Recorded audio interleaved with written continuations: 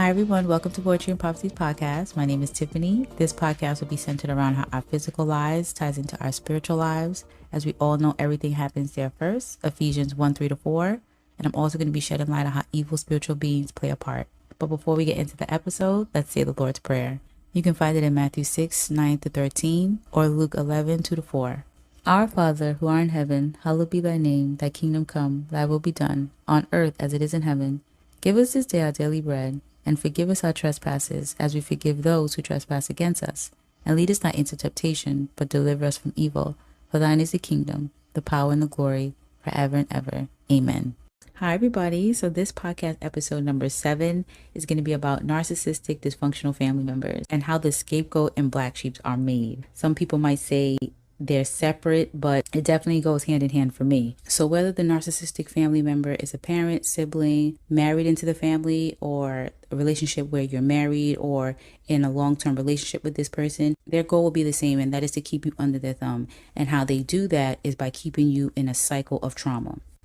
So if you guys don't know what the black sheep is, a black sheep is the person that stands out from the rest. So you definitely are singled out. You stand out. It's like you don't fit in to the rest of the family members or in the group or whatever. So you're the one that stands out, but not only that you stand out, you're singled out. So you're the one that people usually point the finger to, and then also outcasted on purpose. You know, this is all part of their tactics as well.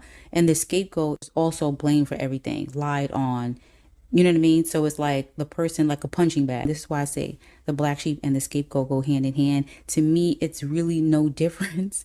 But since people say there is a difference, I'm going to just speak like they're two different categories. So they take turns. They take turns causing problems. And this is to keep you in this repetitive, toxic cycle. So one family member, you'll have a feud with them. Another family member, you'll have a feud with them. So these two people, the scapegoat and the black sheep, is constantly being gaslit and manipulated. Say it's your siblings, your parent will go to mend these relationships. So even though they cause the problem, they'll go to you to fix it, for you to go to them to fix the problem. So it's like, why would I have to go? So you're the one that they go to when the other side, the other sibling or other parent feels bad. They'll send another person, which is a flying monkey, over there to you to manipulate you into feeling bad about the situation. So this could start all over again. It's like a cycle of confusion to keep you second guessing yourself. Like, well, maybe they didn't mean it, or maybe it was my fault, or maybe I overreacted. It's all BS. So it's like to keep you feeling like all this stuff is your fault. And it's organized by design to keep you feeling at fault when it's not your fault. You know, so this is all part of the plan here. So yeah, narcissistic family members will wound you on purpose. They will wound you on purpose. And this is to keep you at a low level state. It's hard to draw in happiness. It's hard to see yourself in a positive light because you're on a low level. So everything around you is more so on a low level. So it's like you'll be in the spirit of like gloomy, like gloom and doom, you can say. There's nothing positive and happiness going on. This is why they constantly wound you, because they need to keep you on a low level. Because the thing is, you're going to draw in more negative. You'll be attracting more narcissists. You'll be attracting more manipulators. You'll be attracting more abusers. This is how this works. They want to keep you in that cycle so you can't manifest anything positive in your life. Some of these people know what they're doing from the spiritual aspect as well, but I'm not going to go too deep into that. And this is why they need to keep you in a low vibrational state, because then if they are into the dark arts, these things will definitely work on you in different ways. You can have open door with family, but you'll have an open door, so they'll be able to afflict you spiritually and physically. What these people will also do, these family members, they will constantly leave you out of things on purpose to make you feel unwanted. So you will seek validation from them. Same as relationships. A narcissistic person that you've dated or married or in a relationship with, this is the same things the family members do as well. So it's like they're coming from the same playbook, you can say. So it's all to keep you seeking their validation. So they will hurt you, they will wound you. You would think is your fault by manipulating you to confuse you, by sending people to muddy up the waters from what you think happened. So then you're second guessing yourself. So then you'll be seeking their approval, their validation. So then you're putting them on a pedestal where they want to be. So this is all manipulation here. They know exactly what they're doing when they do these things to you. But with this dysfunctional family dynamic here, the flying monkeys will 9 times out of 10 be family members, of course, but they also can be friends. This is why they always want to infiltrate your friend group, because they want to be able to send these people there and send these people out to wound you as well, to grasp information. So they're always seeking to see if you're branching out and seeking happiness within a relationship or friendship, because they're going to try to sabotage that situation to get you back wanting their validation. They're always looking for ways to destroy good things in your life and to destroy good connections in your life as well. They don't want you to be happy unless the happiness is coming from them. They want to control your happiness. So if you're happy outside of them, this is when you see them rage out. Say it's your day, whether it's graduation or whatever, they'll try to destroy that. And this is when you'll see people fighting on wedding days. Like, why are you fighting with your sibling, your parent on a wedding day?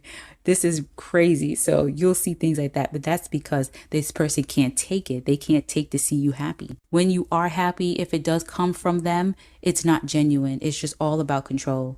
It's something about you that they need to control and manipulate.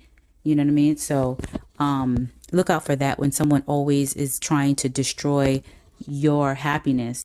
Sometimes you just get caught in a crossfire if you're the scapegoat or the black sheep. I'm about to say punching bag.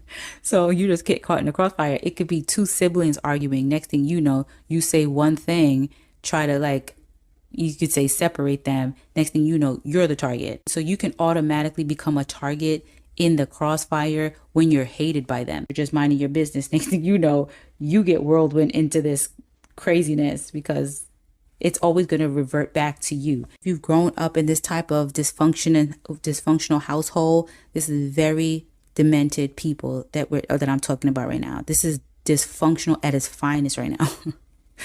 Dysfunctional at its finest right now. So just letting you know, these people will even try to get in between. Say you're in a relationship, they'll even try to sleep with your person. They'll try to sleep with your person or sleep with one of your exes, reach out to one of your exes, things of that nature. So it's like you got to keep your eye out on your family members, your friends, or your parents, or whatever, depending on which dynamic it falls for you.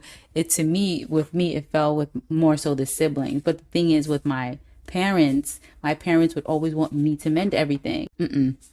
When it got too much, I had to voice that, like, no, I'm not going to continue mending things. And it's not reciprocated when I'm not, so yeah, it'll be like that sometimes. But if it's your parents doing this, sometimes your siblings will want it to go back to normal and want you to do it because they know the parent's not going to do it. Because this is hard, especially when you don't have a good sense of self yet. This is very hard. It's draining. It's damning, you can say. When you're in this situation, before you disconnect from these people, it can really it can really weigh you down. And that's another thing. That's another way of trauma too. When your feelings aren't taken into account, they just want you to mend it. So that's a cycle of trauma as well, whether they know it or not.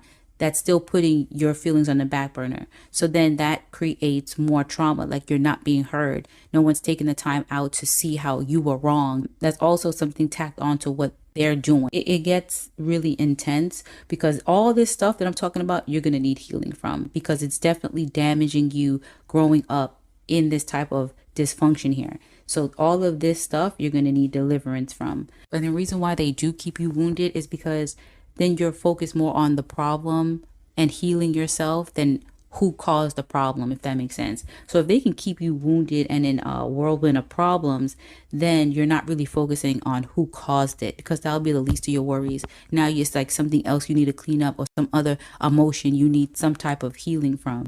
So it's like sweeping how you feel and what was done to you under the rug. They just want everything to go back to normal. That is not healing anything. That is not healing anything. That's making the situation worse. And this is why feuds would happen, big blow-ups would happen, fist fights would happen, because no one is addressing the problem, just sweeping it under the rug. Sweeping it. Next thing you know, that pile is all the way up. The rug is up off the floor. We just keep sweeping it under the rug. The rug is not even laying flat anymore. That's how much things is under this rug. It's like a ticking time bomb waiting to happen. Trust me, I know. Okay. So yeah, this is something really it's really intense here. When you come into the realization of what's happening, disconnection and isolation is the only way to get a grip on what's going on. You know what I mean? So it all depends on where you are in your walk to know the necessary steps that you need to take to heal. I was a queen of deactivating social media for sure, because these people are your stalkers. These people are your first stalkers. As soon as you deactivate, they're calling you what's going on. If you go out of state on a road trip or just a trip or whatever, they're flipping out. They will not even talk to you.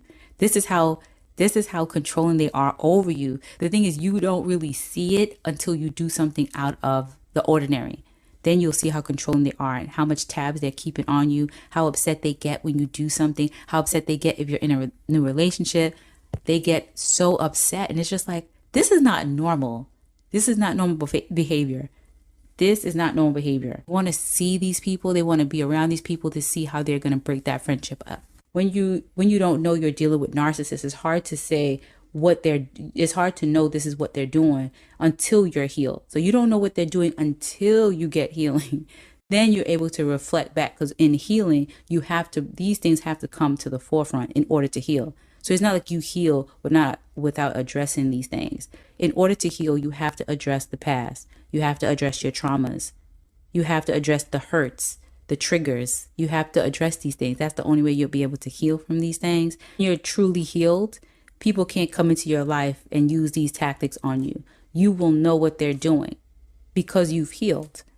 You know what I mean? So they can't run the same game on you when you are healed. And this is why healing is necessary. When you come out of the world now implementing prayer and fasting and deliverance. So it's all depending on where you are in your walk, but definitely disconnecting and isolation is necessary steps. So if you're not on your walk yet, you can say with the Lord, that journey here, then disconnecting and isolation, you have to.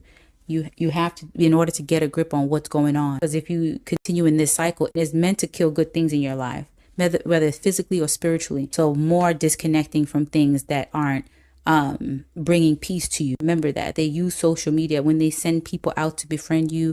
They're behind these different profiles. Then they're just doing things to try to trigger you, things of that nature. They'll post people that you don't need to see or you have a problem with. This is all part of the plan to get you back in line. You know what I mean? So to take that power back, disconnecting from having that opening is first and foremost. On your healing journey, what will happen is it's going to bring you more clarity and wisdom regarding the situation and understanding. If you grew up as a scapegoat or a black sheep, you are not who the Lord has called you to be yet. You are not that person. And the thing is, they know you're not that person. That's the whole goal. You'll be basing life off through their lens and what they've created around you. Your psyche is warped. So you're filtering out life through their eyes. And this is not good, because then you'll be seeing everything from a narc's perspective. And that's going to keep you on a low level state, because you'll be acting out from a low level frequency. You could say you'll be acting out. Your spirit will be so low. This is how you'll be moving throughout life. Your responses, your actions, your reactions will be low. It'll be on a low level. So healing from soul wounds, soul bonds, it's kind of like soul ties, you can say. All these things is word curses, evil covenants. These are things that you've endured being in this type of family. So they're wounding you on purpose down to the core of you. They're wounding you. You have soul ties, soul bonds with these people. Evil covenants that you've come into agreement with things that they've said. Word curses, cursing you, speaking word curses over you. You've come into agreement with that. When you don't cancel it, when you don't rebuke it, you come into. So if they're saying you're never going to be ish, everyone, you know what I'm saying? No one wants you, this, that, and the third. This is things that you're coming into agreement with. This is like feeding your spirit negative, evil words. And it sticks to you if you're not actively rebuking and canceling it and knowing who you are. So they're wounding you on purpose down to your core. Let me read what soul wounds are. So soul wounds are emotional scars that can result from events that jolt the mind, will, or emotion. These events can include death of a loved one, family, strife, addiction, and accidents. Some say that soul wounds can be healed by eliminating the root of irrational emotional memories. See, that's part of the healing process. Yeah, so a soul bond also known as a soul tie, is a strong emotional, spiritual connection between two people. Soul bonds can involve physical, mental, emotional, and spiritual aspects. So they are in every aspect of your life. These people are intertwined in you. So they are connected to you. They have their hooks in you. And this is what you have to get healed from.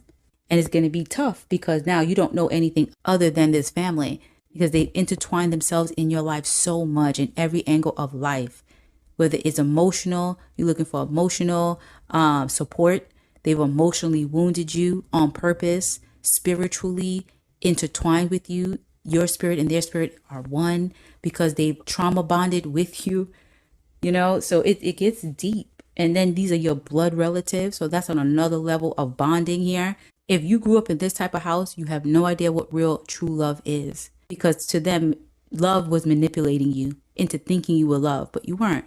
So yeah, you do not know what love is. Like if it was half and half, you kind of have an idea. So if it was your siblings and not your parents, if it was your parents and not your siblings, but if it was your whole entire family, you do not know. So yeah, but still, you still need healing nonetheless. Even if it was half and half and not the whole entire family, you still need to seek out healing and deliverance from these things, because you're still carrying this trauma, whether you know it or not. So with all that stuff, this is like evil seed. So I'm going to read Matthew 15:13. Says here, every plant which my heavenly Father had not planted shall be uprooted. So this is an indication of whatever the Lord did not plant in your life, these evil seeds that they have planted in your life, in your soul, they will be uprooted. When you seek deliverance, when you go into healing, isolation, repentance, but you have to know that these seeds are still within you if you haven't received the proper healing from them. And then let's talk about when there's other people outside of the family that think it's okay to disrespect you. So this is not by accident. This is by default. So because there's certain family members are okay with disrespecting you in front of outsiders, what will happen is, if you aren't careful, these outsiders will think it's okay to disrespect you as well in front of these said family members, because they know that these family members are not going to come to your defense or protect you in any way. So what will happen is, if it's a half and half family, they're not going to do certain things in front of certain family members, because what they want to do is paint you to be the bad guys always. So say it's your siblings and not your parents. What they'll do is this will be done away from the parents. So the parents are clueless. This is why the parents will come to you like you need to go and fix things, because they have no idea what's going on. They just going off of what's being said. So this is something to look out for. If your siblings are narcissistic, the people that they're married to or in a relationship with, they'll start to disrespect you. And your siblings will act like they didn't see it, like you're lying, or they'll say, oh, it wasn't that bad, it was just a misunderstanding. They'll come to that person's defense, but try to act like they care, because they can't come out and say they don't care. That's not part of the plan. They have to manipulate you and acting like they're not okay with it 100%. But once you get the healing, you go back and you start thinking back on this stuff. They were all into it, and they actually took joy into seeing other people hurt you. Some people have a hard time disconnecting, and this is the problem. They stay attached to these people longer than they need to. So this is just a heads up once people do start seeking this stuff. Because when you're in this, you don't really know this is what's happening. You just think this is how your family member is. But no, this is all set up. They set you up a lot as the black sheep scapegoat person. They set you up a lot. They set the stage for you to get hurt. It could be physically, emotionally, mentally. They set these things to wound you. So these people that they date will start to disrespect you, or date to put their hands on you. Who knows? Talk down to you, disrespect you, talk crazy to you.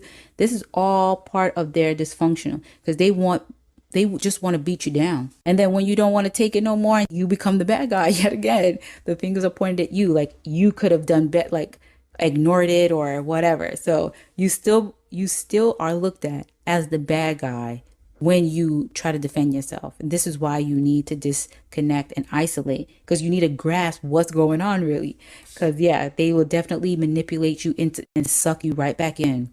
So I'm going to read Matthew 10:36. It says here, And a man's foes shall be they of his own household. Not all the time, but in this situation, yes, it's confirmation.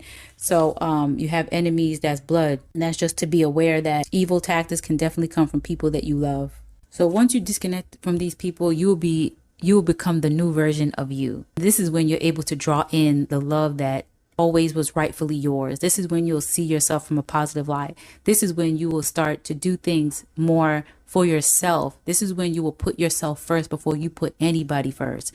This is when you'll take care of yourself first before you try to take care of anybody else. This is when you will put your needs before anyone else's. You can say this is selfish, but it's not selfish. This is how it should be. The Lord says what? Love your neighbors as you love yourself, right? If you don't love yourself, how can you love anyone else? This is when people are going out their way, people pleasing, and not knowing that these people could care less about what you have going on, or just deliberately there to take from you. You have to open up your eyes on who you have around you. So when you love yourself, that's when you're going to draw in. And that's when people will reciprocate the same love you giving them. They're not going to have a problem reciprocating that. You have to know who's who in order to remain in a healthy space. Believe it or not, you are the glue that's holding this situation together. Once you distance yourself and disconnect from these people, they're going to fall apart. Their whole group that has been having joy, hurting you, disrespecting you, harming you, they will fall apart. When you heal and you're able to reflect, then you come into the revelation, especially when you're in prayer regarding X, Y, and Z, then you see it, they fall apart. These people fall, they crumble. So you're the glue that's holding your pain and trauma together. That is bizarre. That revelation was bizarre to me. But yeah, so once you disconnect and distance yourself, that whole group that had their hand in hurting you will fall apart. They do not stay together. They do not stay together. Mind game is also something to be aware of too. Like say you don't show up to a family function or something. Say you're sick or something's going on. You had other prior engagements or you just couldn't make it. Whatever. What they will do is throw it in your face like you weren't missed.